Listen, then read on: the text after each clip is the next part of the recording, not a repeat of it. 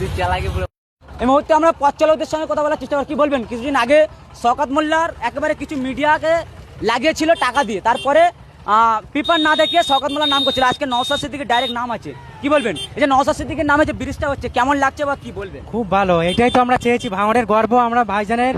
আমরা প্রত্যেকটা আশ্বাস করেছি যে ভাইজান কিছু আমাদের জন্য করে যাবে। কেন শওকত মোল্লা এই কিছুদিন আগে এখানে একটা ইফতার পার্টির নাম করে ইফতার পার্টি দিয়েছে, আবার ফের মেলা ডেকে দিয়েছে। ওদের লজ্জা শরম বলে কিছু আছে?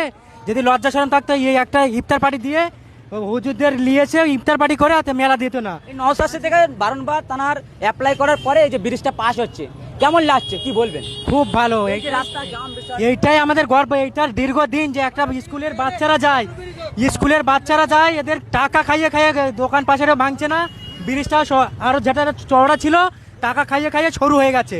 আমরা চাই ভাইজানের হাত ধরে আরো যেন খুব সুন্দর হয় ব্রিজগুলো। মিডিয়ায় দেখা শওকত মোল্লা করছে, এই তো পেপারে নওশাদ সিদ্দিকী ওর এমনি নির্লজ্জ, ভাঙড়ে যাতে যে কটা টিএমসির মাল দেয় পুরো নির্লজ্জ মাল। এদের কোনো হায়াকায়া নেই, ওরা টাকার জন্য ওরা সব কিছু করতে পারে, নিজের মা বাপেরও বিক্রি করে দিয়ে সব কিছু করতে পারে। আর এ তো সামান্য ব্রিজ, সব কিছু করতে পারে এরা। শওকত মোল্লা আপনাকে জানিয়ে রাখি, হয়তো ভাঙড় বিধানসভাতে কিছু দোকানদারকে ভয় দেখিয়ে রাখতে পারবেন, কিন্তু সাধারণ মানুষদেরকে ভয় দেখিয়ে রাখতে পারবেন না। তারা আজকে মুখ খুলছে, জানেন তারা আজকে ব্যবসা করে খায়, তাদেরকে ভয় দেখিয়ে রেখেছে। এই ভাঙড় বিধানসভাতে একাধিক দোকানদারদেরকে বলেছে শওকত মোল্লার বিরুদ্ধে মুখ খুললে তাদের দোকান বন্ধ করে দেবে। আজকে যে পথ চালকরা মুখ খুলছে, হয়তো শওকত মোল্লার লজ্জা থাকলে দ্বিতীয়বার ভাঙড়ে ঢুকতে ভয় পাবে। কারণ যেভাবে পথ চালকরা মুখ খুলছে ভাঙড় বিধানসভাতে, আজকে সেই ছবি দেখাচ্ছে আপনাদের বাজারের সামনে। কি বলবেন, আজকে যে ভাঙড়ে কাজ হচ্ছে বা নওশাদ সিদ্দিকী বারংবার অ্যাপ্লাই করার পরে এই যে ব্রিজের কাজ হবে, কি বলবো, কথা ভালো লাগছে? খুব ভালো লাগছে, নওশাদ সিদ্দিকীর আদর্শ এই কাজটা করা হচ্ছে, তার জন্য খুবই আমাদের আনন্দ, খুবই ভালোবাসা, ভালো লাগছে। কি বলবেন, এই যে শওকত মোল্লার নাম হচ্ছিল বলে শওকত মোল্লা করছিল, শওকত মোল্লা জানতে পারেনি আগে তাই? হ্যাঁ, শওকত মোল্লা এটা জেনে উঠিনি যে ভাইজানের অ্যাপ্লাইটা পাস করেছে, ভাইজানের যে এই মুহূর্তে আমরা সরাসরি একাধিক লোকজনের সঙ্গে কথা বলার চেষ্টা করবো। এই মুহূর্তে যে ব্রিজ দেখাচ্ছি আপনাদেরকে, এই ব্রিজ বারংবার অভিযোগ উঠেছিল শওকত মোল্লা নাকি এই ব্রিজটা করছিল। আর আজকে এই মুহূর্তে যে পেপার নিয়ে আমরা চলে এসেছি, জানেন প্রমাণ ছাড়া আইএসএফ বাংলা কোনোদিন ময়দানে নামে না বা কোনো প্রমাণ ছাড়া খবর করে না। আর সেই ছবি আজকে দেখাচ্ছি, শওকত মোল্লা বারংবার টাকা হয়তো তাদের টাকা থাকতে পারে, কিন্তু টাকা দিয়ে সব মিডিয়াকে কেনা যায় না। আরও একবার প্রমাণ দেখে দিচ্ছি এই ভাঙড় বিধানসভার কাঠের ব্রিজে দাঁড়িয়ে। বন্ধ করো। প্রিয় দর্শক, এই মুহূর্তে গুরুত্বপূর্ণ খবর দিকে চোখ রাখবো, এবং যে জানেন ভাঙড়ে অবজারভার শওকত মোল্লা, আর শওকত মোল্লার মুখোশ আজকে খুলে দিতে এসেছি। এই যে পিছনে আমার ব্রিজ দেখতে পাচ্ছেন, এই ব্রিজ নিয়ে শওকত মোল্লা একাধিক মিডিয়াকে টাকা খাইয়ে তারা নাম বাড়িয়েছে বা সাধারণ মানুষের কাছে নাম কেনার চেষ্টা করেছে। আর সেই শওকত মোল্লার মুখোশ খোলার জন্য আজকে আমরা সরাসরি চলে এসেছি এই ভাঙড় বিধানসভাতে, এই ব্রিজের সামনে।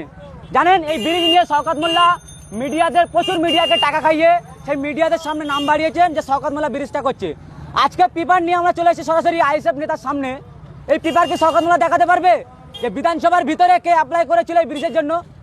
আজকে হয়তো প্রতিটা মিডিয়া ভাঙড় বিধানসভাতে আছে, সেসব মিডিয়াদের কাছ থেকে শওকত মোল্লা হয়তো সেসব মিডিয়াদেরকে টাকা দিয়ে শওকত মোল্লা কিনে নিতে পারবে, কিন্তু এই আইএসএফ বাংলাকে টাকা দিয়ে শওকত মোল্লা কিনতে পারবে না।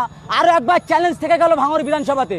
আর এই বাজারের মাঝখানে এই মিডিয়া আমরা করার উদ্দেশ্য একটাই, ভাঙড় বিধানসভাতে ব্রিজ আছে বিভিন্নভাবে, বারংবার শাসক দল ক্ষমতায় থাকে, তারপরেও একবারে কংক্রিটের ব্রিজ হয় না কো, বা সেই ব্রিজ পাকা ব্রিজ হয় না কো। ভাঙড় বিধানসভার বিধায়ক নওশাদ সিদ্দিকী সাহেব যখনই বিধানসভাতে অ্যাপ্লাই করে বারংবার, তারপরে এই ব্রিজটা যখনই পাস হয় তখন শওকত মোল্লা কিছু দালাল মিডিয়াদেরকে টাকা খাইয়ে, ঘুষখোর মিডিয়াদেরকে টাকা খাইয়ে শওকত মোল্লার নাম কামায়। আর আজকে যে পেপার নিয়ে দাঁড়িয়ে আছে বিধায়ক নওশাদ সিদ্দিকীর স্টাম্প, বিধায়ক নওশাদ সিদ্দিকীর নাম সেই স্টাম্পে লেখা আছে। আজকে শওকত মোল্লা হয়তো আমাদের টাকা দিয়ে কিনতে পারবে না। এই মুহূর্তে দাঁড়িয়ে আছে একাধিক সাধারণ মানুষ এবং আইএসএফের নেতারা, তাদের সাথে কথা বলার চেষ্টা করবো। কি বলবেন, যে শওকত মোল্লা কিছু মিডিয়াদেরকে টাকা খাইয়ে বা মিডিয়ারা তারা দাবি জানাচ্ছেন শওকত মোল্লা এই ব্রিজটা পাস করিয়েছে, কি বলবেন? এতটা ভাঁওতাবাজি কি সত্যি হতে পারে? মানে নওশাদ সিদ্দিকী পাস করিয়েছে?